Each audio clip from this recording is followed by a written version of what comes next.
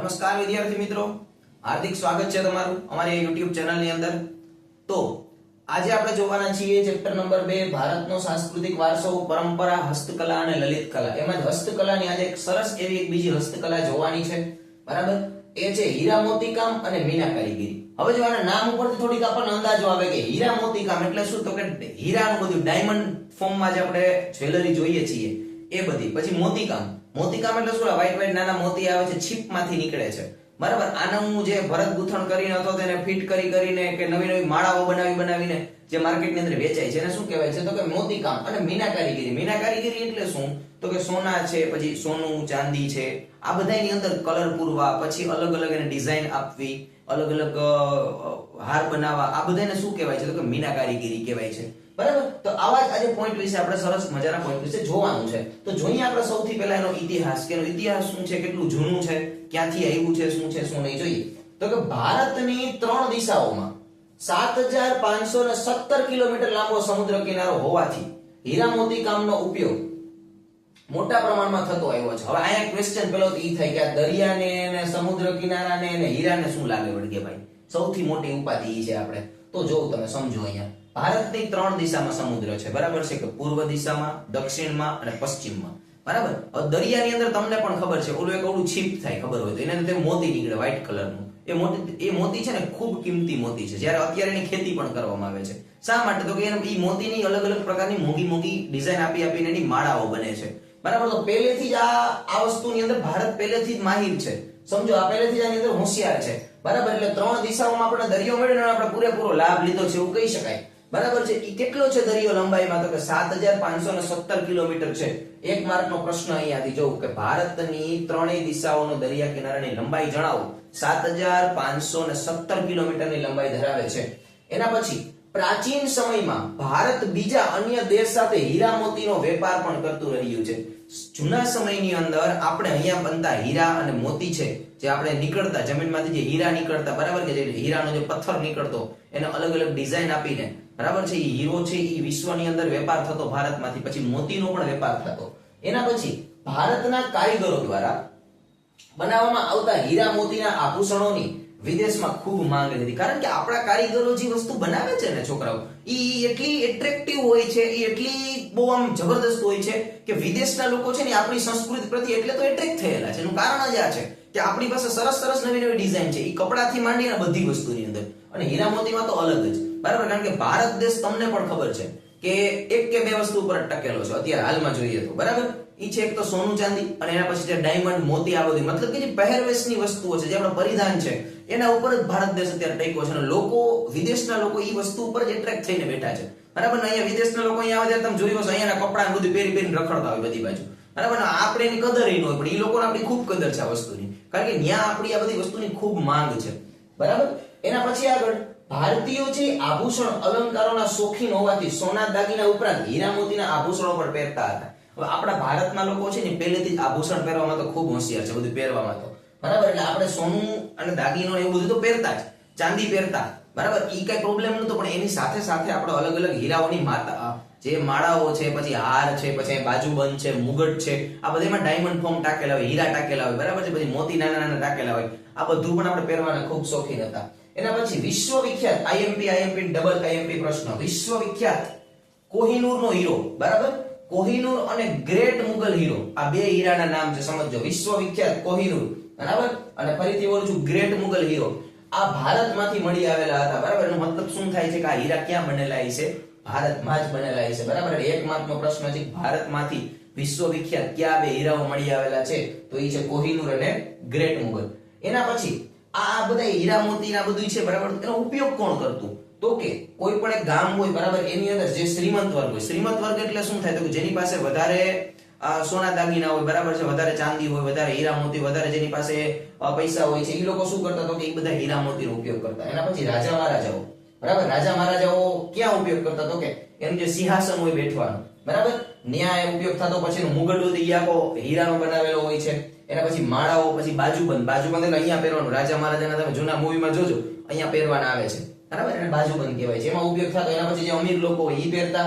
એના પછી શ્રેષ્ઠીઓ પહેરતા, શ્રેષ્ઠીઓ એટલે ગામના જે મુખિયા હોય ઈ પહેરતા, અને ગામના મહાજનો હોય ઈ પણ પહેરતા. આ બધા લોકો આટલું બધું આને માન આપતા હીરા મોતીને, બરાબર છે, મીના કારીગરી. આનો મતલબ ઈ થાય છે કે આ લોકો ખાલી એક હીરો નતા પહેરતા, સમજો, બરાબર.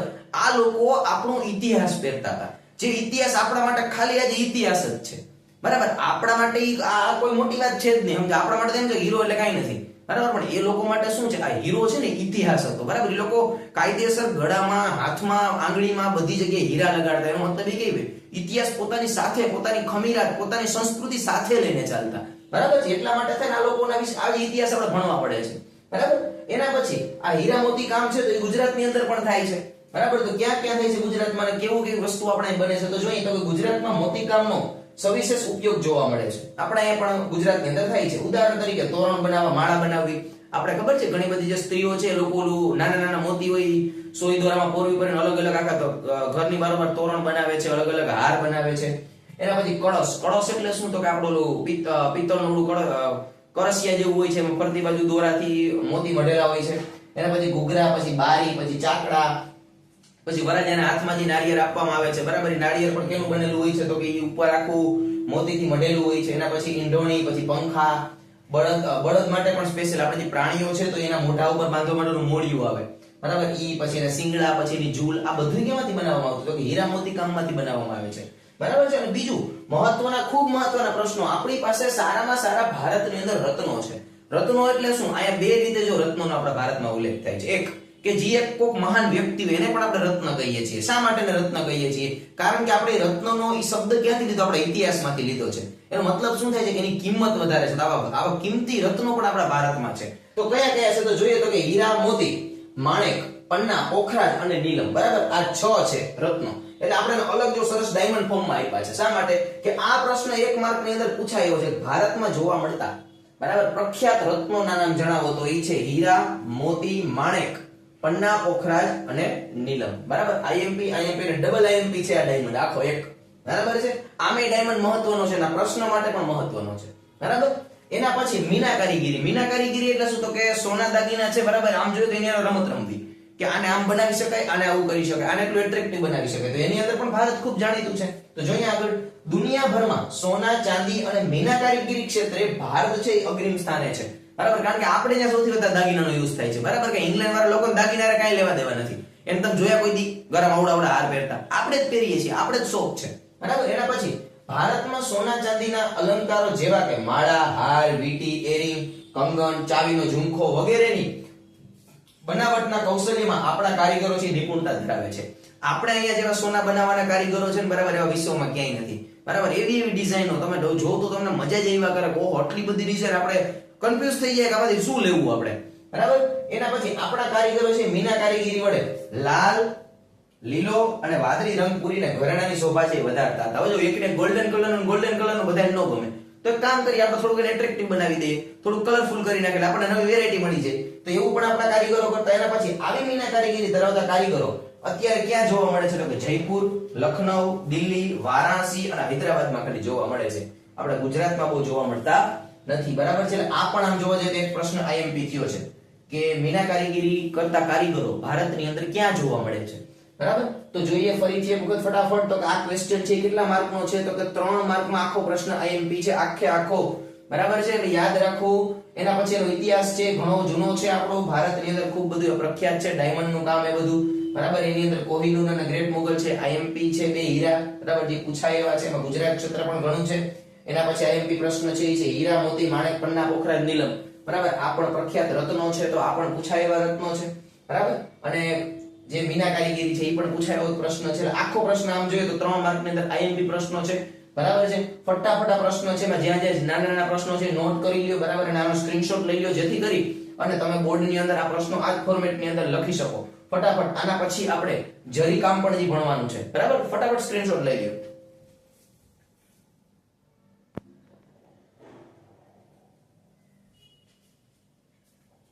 ચાલો નેક્સ્ટ જોઈએ જરી કામ. જે ક્વેશ્ચન છે 2 માર્કની અંદર ખૂબ આઈએમપી પ્રશ્ન છે, વારંવાર પૂછાતો પ્રશ્ન છે. જરીકામ વિશે માહિતી આપો અથવા ટૂંક નોંધ લખો. જોઈએ શું છે. ભારતમાં જરીકામ અથવા તો જરી ભરતની કળા પણ પ્રાચીન સમયથી જોવા મળે છે, બરાબર. શું છે જરીકામ? તો જોઈએ તો કે ચાંદી અને સોનાના તારના રૂપમાં જરી બનાવી તેનો ઉપયોગ ભરત ગૂંથણ કળા દ્વારા કિંમતી વસ્ત્રો છે એ શણગારવામાં થતો હતો. બરાબર, આપણે નોર્મલી જરી એટલે શું થાય તો કે કોઈ પણ પ્લાસ્ટિક હોય ને નાના નાના બારીક ભૂકા જેવું હોય, બરાબર, એ તમે ઓગ ઉપર ઉડાડો ને તો જરી ઘડીકમાંથી નીકળે ને લગ્ન પ્રસંગમાં તમે જોયું હશે ઉડતી હોય ભૂકા જેવી ઝીણી ઝીણી. સેમ ઈ જ વસ્તુ છે, પણ અહીંયા ઈ પ્લાસ્ટિકની છે, અહીંયા કેવાની છે? સોનાની ને ચાંદીની છે.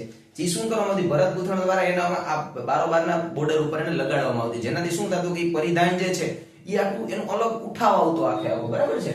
અને એની કિંમત પણ વધી જાય કારણ કે એમાં સોના અને ચાંદીનું શું લગાડેલું છે? બોર્ડર બનાવેલી છે, બરાબર.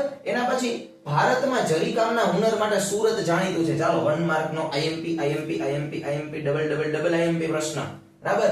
ભારતમાં જરીકામ માટે કયું શહેર જાણીતું છે? બરાબર, તો એ સુરત એક જ છે ગુજરાતમાં ભાઈ, બીજું કાંઈ છે નહીં. ગુજરાતની અંદર જ આ કામ થાય છે કારણ કે ગુજરાતી જ આવું વિચારી શકે કે આવું કરી શકાય જેથી કરીને આપણે રૂપિયા વધારે કમાઈ શકીએ. બરાબર, ગુજરાતી પ્રજા ગમે તો વેપારી પ્રજા ને ભાઈ, બરાબર, એટલે એને આવો વિચાર આવી શકે, બરાબર. એટલે આવું બધું ગુજરાતમાં જ અખતરા ગુજરાતમાં જ થાય, બરાબર.